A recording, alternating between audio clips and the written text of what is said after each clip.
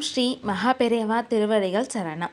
வாடகை பணத்தை இப்படி கொடுத்து பாருங்க, நீங்கள் வேகமாக சொந்த வீடு கூட வாங்க யோகா அமையுங்க. மாதம் 1ஆம் தேதி ஆகிவிட்டா வாடகை வீட்டில் இருப்பவர்களுக்கு முதல் செலவே வீட்டோட வாடகை கொடுப்பதா தாங்க இருக்கும். அப்படி வாடகை வீட்டில் இருப்பவர்கள் பல நாள் கனவும் ஆசையும் ஒரு சொந்த வீடு கட்டி அங்கு வாழ்வதாங்க தானங்க இருக்கும். ஏன் அவர்களோட வாழ்நாளோட லட்சியமே சொந்த வீடு கட்டுவதும் வாங்குவதோ தாங்க இருக்கும்.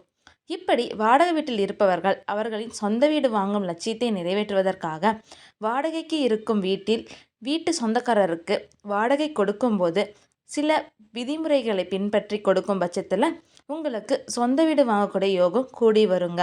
அதே போல் லோன் போட்டு வீடு கட்டியவர்கள் வீட்டு தவணையை இப்படி கொடுத்தால் வேகமாக முடிவடையுங்க.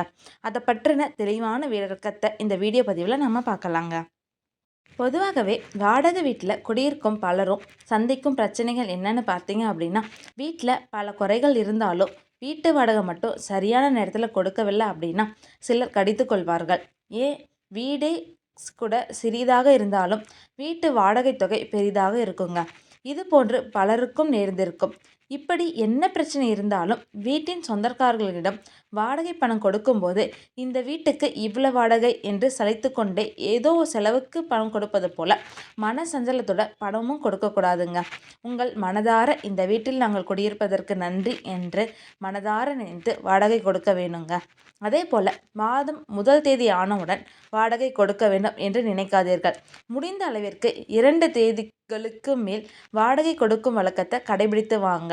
அப்படி நீங்கள் வாடகை கொடுக்கக்கூடிய கிழமை செவ்வாய்க்கிழமையாக இருக்குமாறு பார்த்து கொள்ளுங்கள். நேரம் மதியம் 1 மணியிலிருந்து 2 மணிக்குள்ள செவ்வாய் ஓரையாக இருக்கும்போது வாடகையை செலுத்தி வாருங்கள். இந்த நேரத்தில் வாடகை செலுத்துவது மிகவும் சிறப்பான விஷயமாக இருக்குங்க. சிலர் வாடகையை வீட்டின் சொந்தக்காரரிடம் வங்கி கணக்கில் போடுவார்கள். அப்படி வங்கி கணக்கில் போடுபவர்கள் கூட இந்த நேரத்தில் வாடகையை நீங்கள் வங்கி கணக்கில் செலுத்திட்டு வாங்க. அப்படி உங்களுக்கு இந்த நேரத்தில் வாடகை கொடுக்க முடியாத பட்சத்தில் மாலை 6 மணியிலிருந்து 7 மணிக்குள்ளே வாடகையை செலுத்திட்டு வாங்க.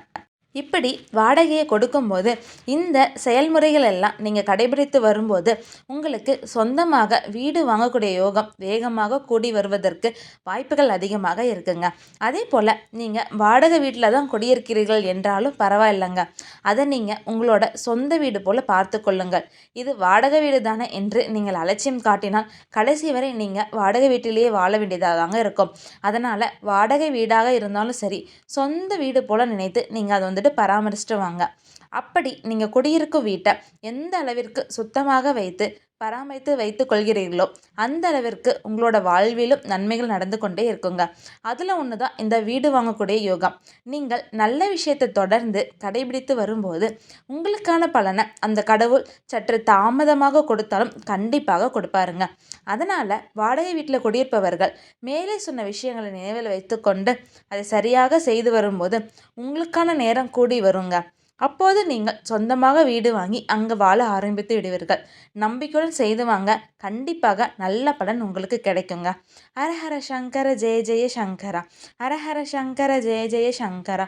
ஓம் ஸ்ரீ மகாபெரியவா திருவடிகள் சரணம். அனைவருக்கும் நன்றி.